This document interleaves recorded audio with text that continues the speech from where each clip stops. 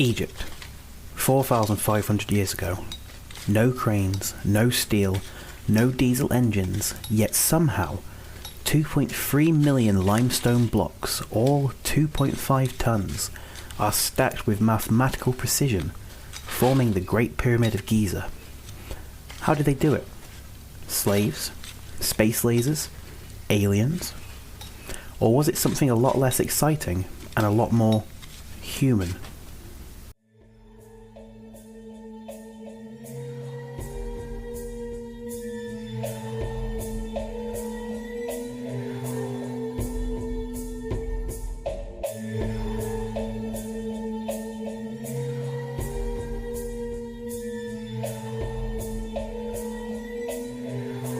Welcome to Probably Not True, the podcast where history's weirdest, wildest and most stubborn myths get the cold, hard facts they so desperately need, but definitely didn't ask for.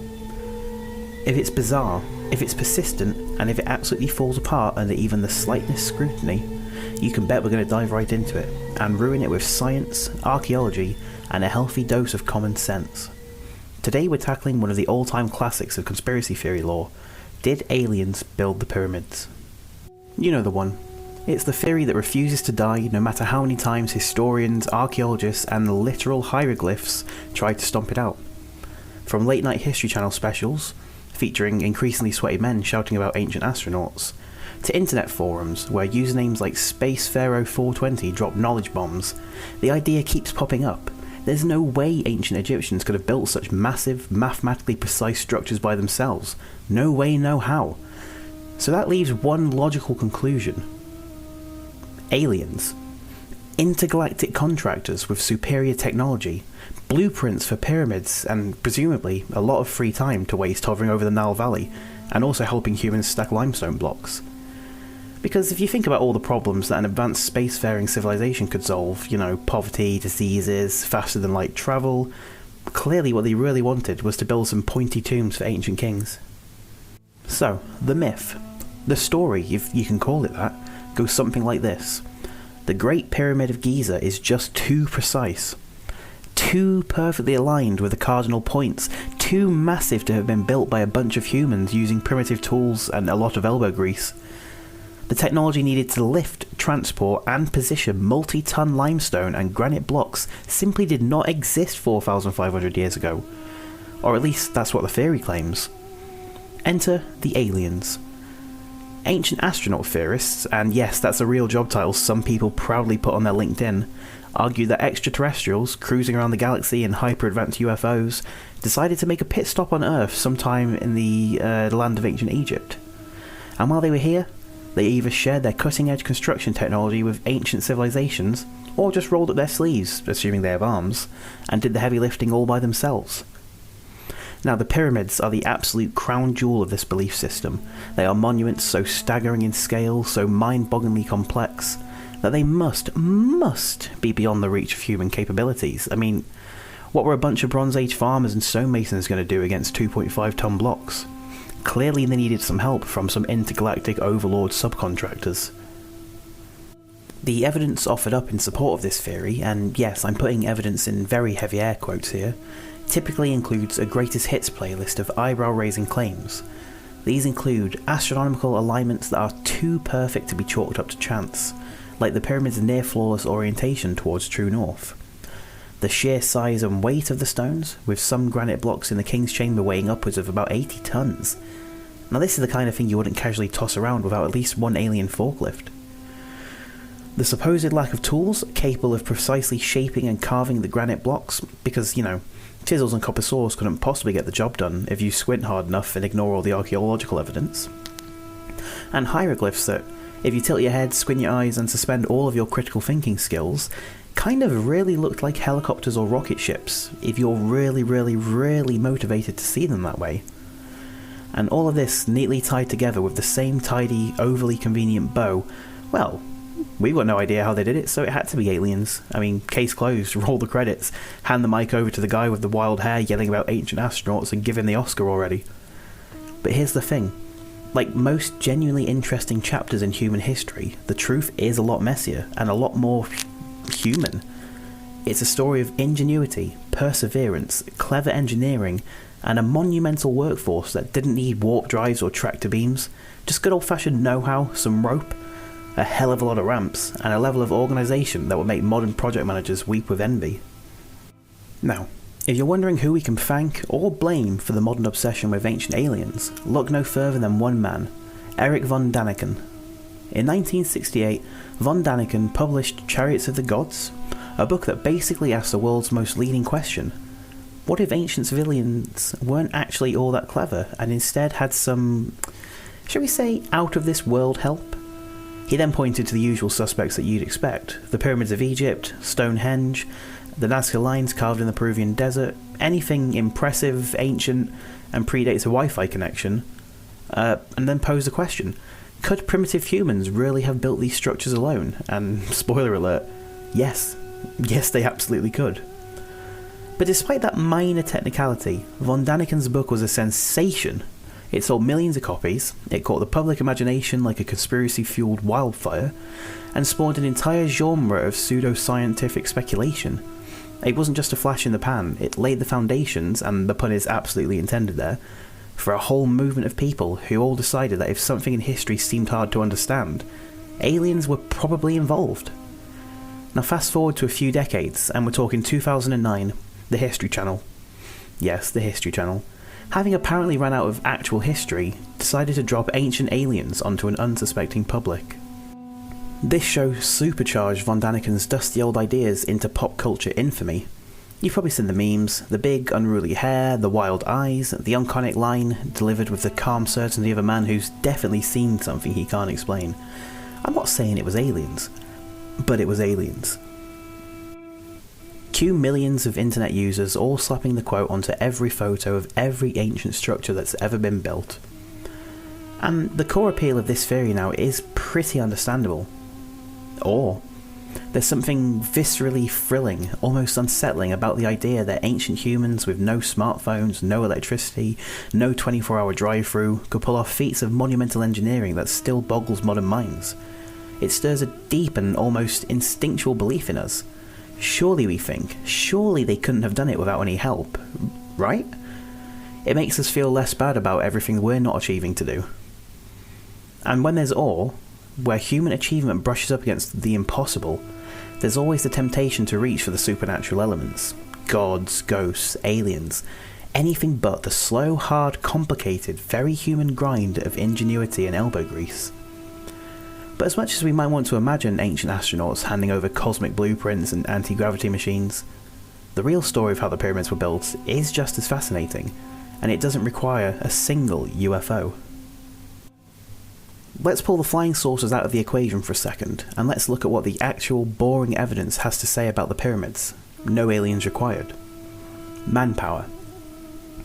First off, let's bust the Hollywood myth that the pyramids were built by hordes of miserable slaves toiling under the whip in the hot sun, a la every bad historical epic that you've seen.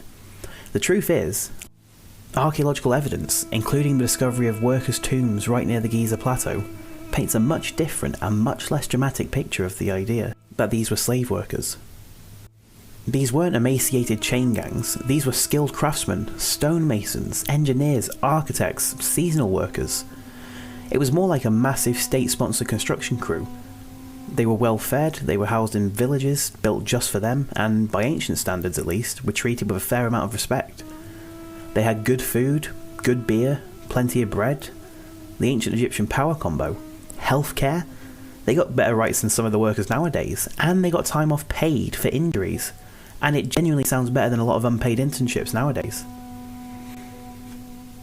In fact, recent estimates suggest that the labour force probably consisted of about 20,000 to 30,000 workers at any one time. This wasn't millions of slaves, this was a well-organised, well-fed and rotating workforce ran with the mind-numbing efficiency that would make a modern logistics manager weep tears of joy. And this was all done without spreadsheets, without a single PowerPoint presentation.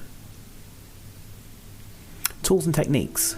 As for the tools, sorry, no laser cutters, no anti-gravity devices and no alien cranes. The stones used for the pyramids were mostly limestone, and this limestone was quarried nearby. Copper tools, whilst relatively soft compared to the steel we use nowadays, were more than capable of cutting through limestone when you wield it with a little bit of patience and a lot of elbow grease. The workers used chisels, saws, copper-topped drills, simple, effective and very, very human tools and materials.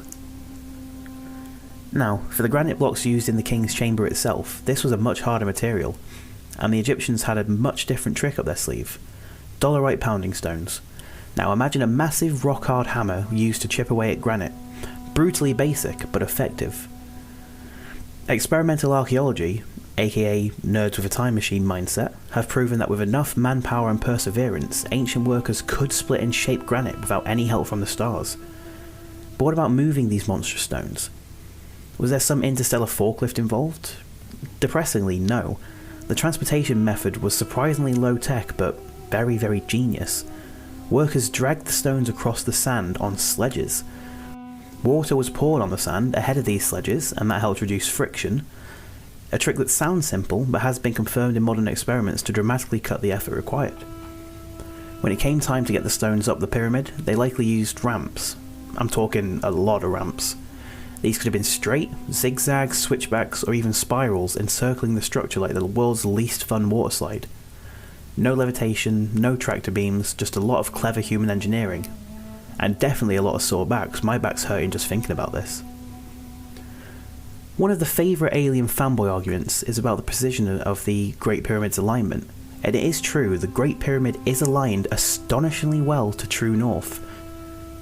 It only deviates by about a degree or a fraction of a degree, and it's the kind of precision that makes modern surveyors nod in approval. This was done without a spirit measure, or a compass. Now, was this because extraterrestrials popped down with a celestial GPS unit? Probably not.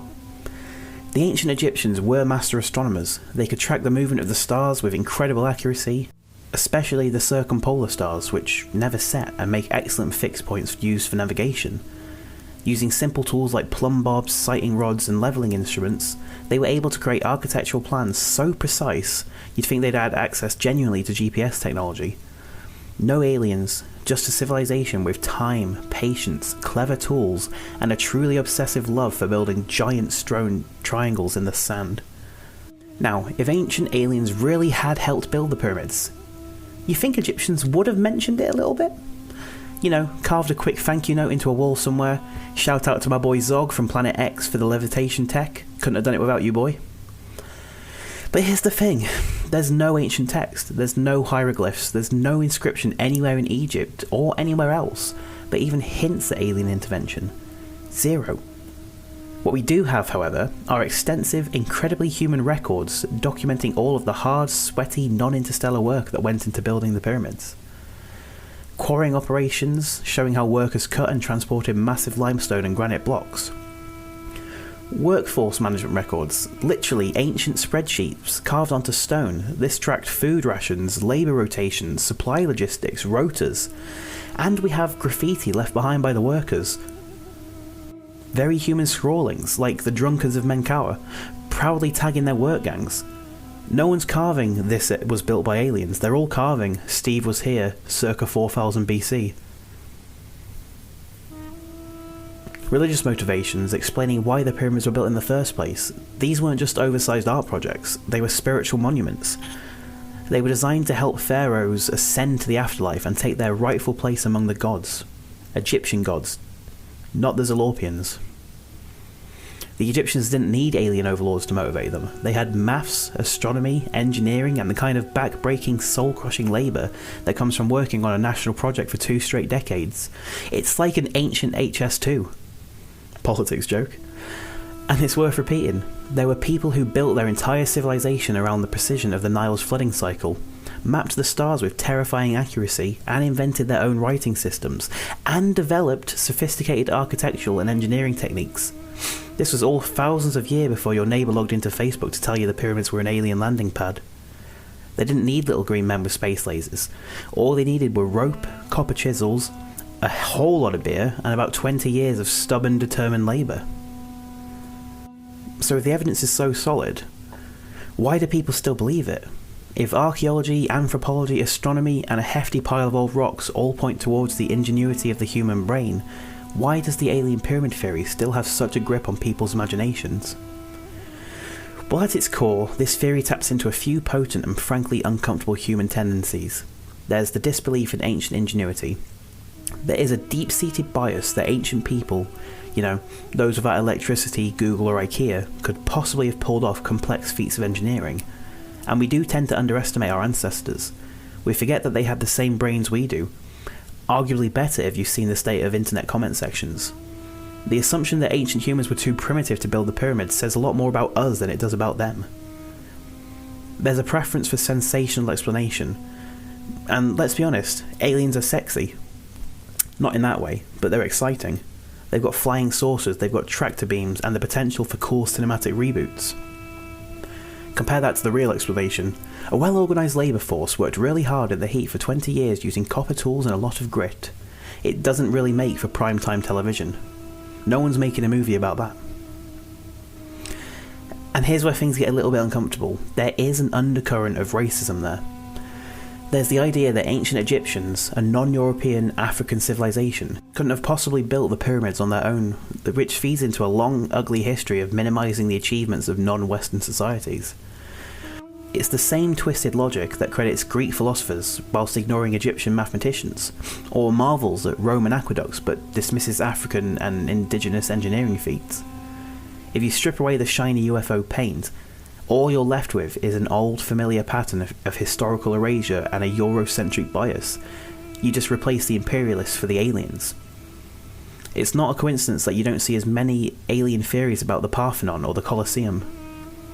Of course, it doesn't help that pop culture keeps pouring rocket fuel onto this dumpster fire. Shows like Ancient Aliens that we discussed previously don't exist to educate, they fully exist to entertain. Wild theories, dramatic slow zooms on stone carvings, thunderous orchestral music, and computer-generated UFOs descending on Giza, these are all a lot more fun than the real story. No one's turning in for a quiet 2-hour documentary called How a Highly Skilled State-Supported Workforce Leveraged Bronze Age Engineering and Astronomical Observations in order to construct monumental structures over a 20-year period. It's not fun, it's not sexy, it's not as to the point as Ancient Aliens. We want drama, we want mystery. So the alien pyramid theory survives. Not because it's credible, but because it's entertaining. And sometimes entertainment wins over education, even when the truth is sitting right there, patiently waiting, probably in the British Museum. So, a final verdict. Did aliens build the pyramids? No. Not even close. The Great Pyramid wasn't whipped up by intergalactic architects looking to leave a cosmic calling card.